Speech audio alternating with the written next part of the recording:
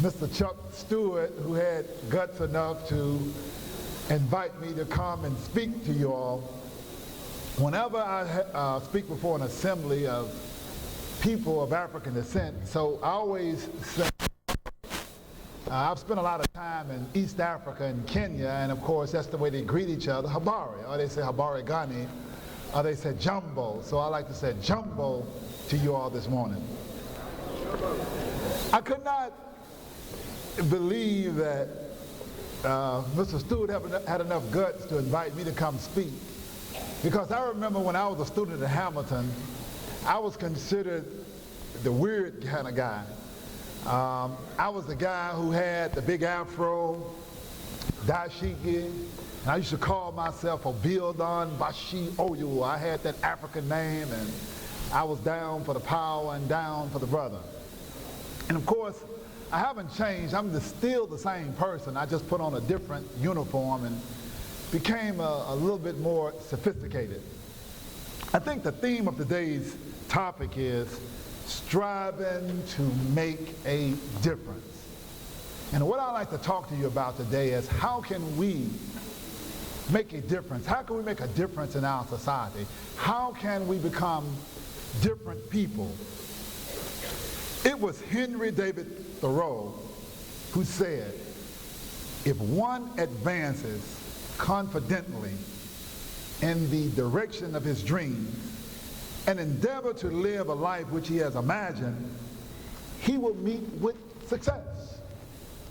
And what I'm here to tell you today, that if you want to meet with success, then you must imagine yourself as being a successful person. Many of us today live life by our circumstances and not through our imagination. If you want to be great, then you must have great thoughts. It was the writer James Allen who said, as a man thinketh, he is, and as he continue to think, he shall be. And you are only as great as the thoughts that you have in your mind. I remember when I was a student here in Hamilton High School, and I used to have my dashikis on, and I used to remember and thinking, so one day I'm going to go to Africa. And of course I did that. I was able to go to Africa and introduce kickboxing and sit down with the president, Daniel Elmore, and talk with the president of a country, because I had dreamed that. And I'm telling you that if you want to live the kind of life that you can imagine, all you have to do is advance in the direction of your dreams, and you can live the life that you had imagined. There's a story of an African prince. At his 13th-year-old birthday, his father said, son, you can have anything that you want. And this prince was a hunchback, and he was like bent over, and he was 13 years old.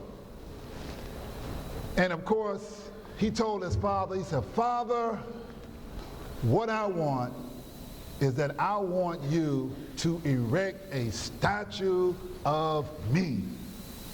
And of course, the king was very embarrassed, because the last thing he wanted was for someone to make a mockery out of his son. And he said, son, why don't you think about something else? He said, no, Father, I don't want you to make me as I am. I want you to make me as I should be. There's a proverb that says, if you look at a man the way he is, and sometimes he becomes worse, but you look at him as the way he should be, and he would be what he could be. This hunchback, so the father made a statue of this hunchback, and it was a beautiful replica of himself at 21 years old. And he would every day look out of the window in his room, and he would mimic that statue. And every day that hunchback would bend over and bend, and for 8 years to his 21st birthday, he would strive every day and focus and mold and shape himself and build and stand and become the person that he saw himself. And of course, on his 21st birthday, that prince was able to stand up tall like that statue. And what I'm telling you today, that if you would like to become tall and live the life that you have imagined, then you must begin to expand your thinking. You must begin to expand your thoughts. You cannot have ordinary thoughts. You have to begin to, first of all, look upon yourself as being great. Do not look at your circumstances. Some of you probably come from some different circumstances. I remember when I was at Hamilton High School, and I used to walk around with my dashiki, and everybody used to call me crazy. People wouldn't talk to me, and fellows, I know you can identify with this. Boy, the girls sure enough wouldn't look at me. They said, that boy crazy. And I used to walk down the street, I used to run down the street every morning doing my karate kicks, kicking. Oh, I kick. Oh, yeah. I kick. Listen, I'm crazy, I know. But hey, I used to run down the street throwing my kicks.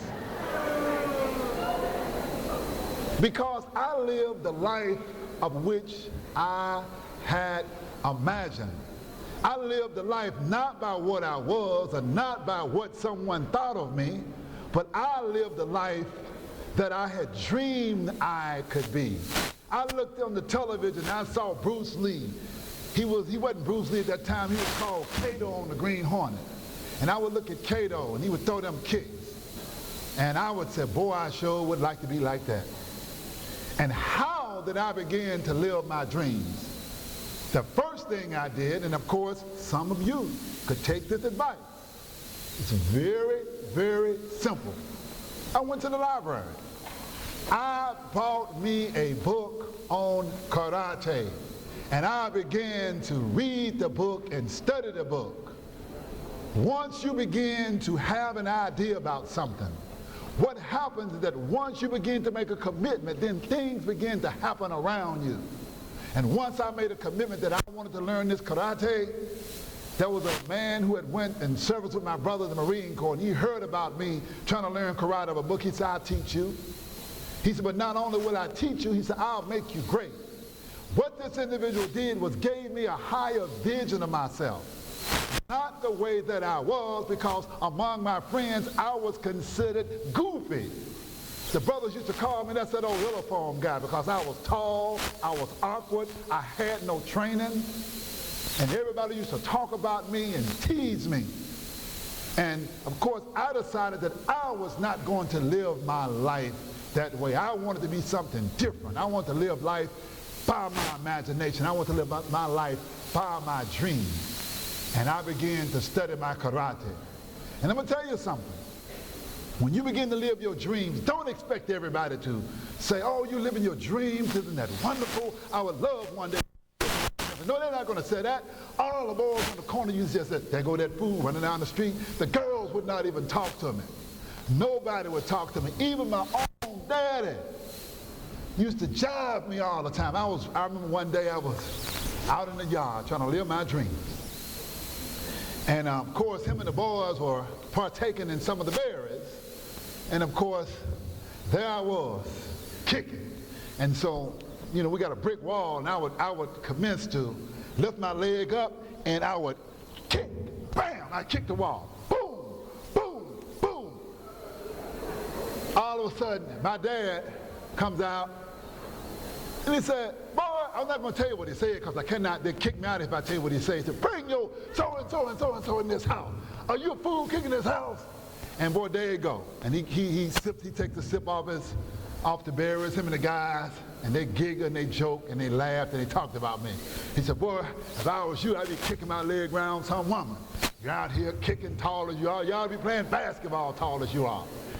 This is the kind of thing that you get when you begin to have a dream, when you dare to be different. It is not going to be easy. But I like what Robert Schuller says. He says, I would rather fail trying to do something great than to succeed doing nothing.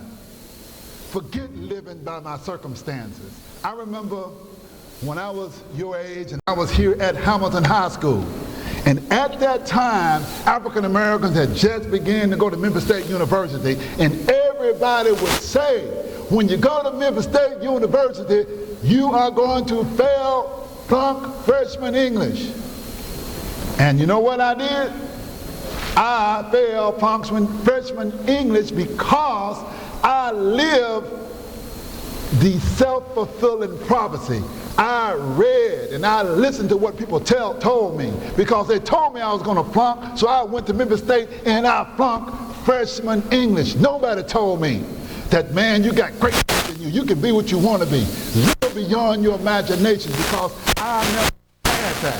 I think it was in the book Native Son, where Richard Wright was a character by the name of Bigger Thomas, where he said, the impulse to dream has been slowly beaten out of me. He didn't even want to dream, because every time you get to do something, somebody will talk about you, somebody will tease you. But I'm here to tell you, as a world kickboxing champion, I was teased, I was talked about, I was considered goofy. The girls would not talk to me, but I went ahead and I pursued my dreams. I like what the teacher of Dr. Martin Luther King, Dr. Benjamin Isaiah Mays, said. He said, it must be born in the mind that the tragedy of life does not lie in not reaching your goals. The tragedy lies in not having any goals to reach. It isn't a calamity to die with dreams unfulfilled, but it is a calamity not to dream. It is not a disaster to be unable to capture your ideas. It is a disaster not to have any ideas to capture. It is not a disgrace not to reach the stars, but it is a disgrace not to have any stars to reach. So young people, what I'm telling you today, that you must live beyond your circumstances. You must begin to reach out high. You must begin to go to the library and get a book that would expand your thinking, expand your goals. You must begin to have a power within yourself. You must identify with the greatness that exists within you, because every one of you in here have the seeds of greatness, but you must take those seeds and plant it yourself. And you must cultivate it, even though when you plant that seed, sometimes you don't have the water to put on the seed. Sometimes you don't have the encouragement. But if you would just take those seeds and cultivate the greatness within yourself, those of you that do vocational skills, like Celeste, if you want to go and not only be a cosmetologist, but you should have the vision to go and open you a chain of cosmetologist stores. Be like the individuals that did that product. They went out, not only did they do cosmetology, they thought of formulas to actually change the texture of the hair. They were like the first female millionaire. What was that? Madam, you know, what's her name? Madam C.J. Walker. She thought of a way to create a curling iron, a hot comb, to become rich. So don't just become ordinary, but begin to identify that greatness within yourself. I like what former President Roosevelt said about being an uncommon person. You have to be an uncommon person. And I always quote this to myself. He says, I seek to be an uncommon man. Me, it is my right to be uncommon if I can. I seek opportunity, not security. I refuse to be a kept citizen, humble and dulled by having the state look after me. I want to take the calculated risk, to dream and to build, to plan and to see. I refuse to live from hand to mouth. I prefer the challenges of life to the guaranteed existence, the thrill of fulfillment to the stale calm of utopia. I will count before any master and I will bend to any friend. It is my heritage, and I am afraid this I have done. So young people, what I'm here to tell you, that you must expand your mind. You must expand your thinking. You cannot fly like an eagle if you're going to run around with the pigeons. Pigeons and eagles don't fly together. Eagles fly above, high like an eagle. You heard that song, but you must begin to get those higher thoughts in your mind. You must separate yourself. Who you associate with says who you are. If you want to become great, then you got to hang around great people. If you have no great people to hang around, then go to the library and read a story about Frederick Douglass. Read stories about Booker T. Washington. Go to the book and get the book and read the book about Leading Against the Odds by John H. Johnson. Read some powerful, inspirational books. Listen to some inspirational tapes. Build yourself up. Talk to yourself. Look into the mirror and tell yourself that you are somebody. I like what Jesse Jackson when he says, I am somebody. I am somebody. And this is what I want to tell you, that you are somebody, that you have something special within you. Do not walk around and be a common, ordinary person, but identify with the greatness that you have within yourself. I'm going to conclude with something that I always hear motivational speaker Les Brown says. He says, if you want something bad enough to go out and fight for it, to work day and night for it, and if you give up your time, your sleep, and your peace for it, and if all you can do is dream and scheme about it, and life seems useless and worthless without it, and if you gladly sweat for it and fret for it and plan for it and lose all your terror and opposition for it, and if you simply go up that thing you want with all of your capacity, strength and sagacity, faith, hope and confidence, and stern pertinacity, if neither cold, poverty, famine, gulf, pain of body or brain can keep you away from it, if you dogged and grim and besiege it, but said it, with the help of your God, you'll get it. Thank you very much.